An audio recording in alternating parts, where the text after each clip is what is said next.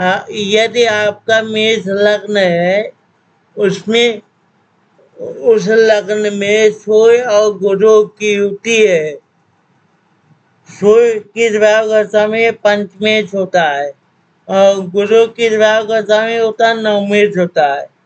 यह योग, यह युति सूर्य और गुरु का संयोग एक शक्तिशाली राजयोग, धर्म कर्माधिपति राजयोग या राज लक्ष्मी योग बनाता है। क्यों बनाता है?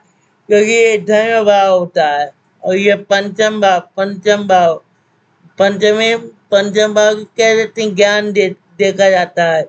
इसे पंचमेश और नवमेश की युति हो, मेष लग्न में सूर्य और गुरु की युति हो, या एक राजयोग, राज लक्ष्मी योग बनाता है। इस योग में समाज में नेतृत्व और प्रशासनिक क्षमता देता है। सरकारी नौकरी, राजनीति, शिक्षा, आध्यात्मिक और धार्मिक क्षेत्र में सफलता दिलाता है। व्यक्ति को उच्च पद या सरकारी मान सम्मान मिलने की संभावना रहती है। जातक को विद्या, संतान, धर्म और भाग्य में उन्नति कराता है। कुछ विशेष स्थितियां होती हैं, ये पॉइंट दे देते हैं क्या क्या स्थिति होती है। सूर्य गुरु का संयोग पंचम, नवम या दसम भाव में हो तो अत्यंत शुभ राजयोग होता है।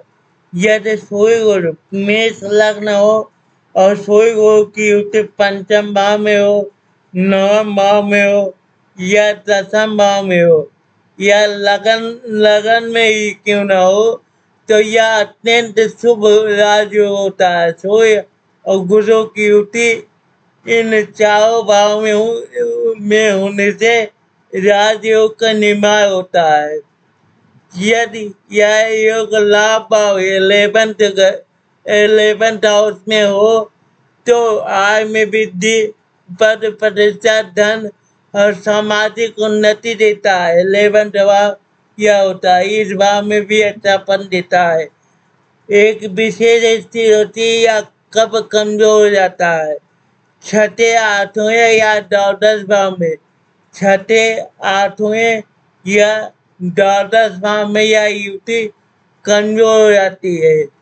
फल कमजोर हो जाते हैं, लेकिन फिर भी यह व्यक्ति को धार्मिक, सम्मानित और भाग्यशाली मनाता है।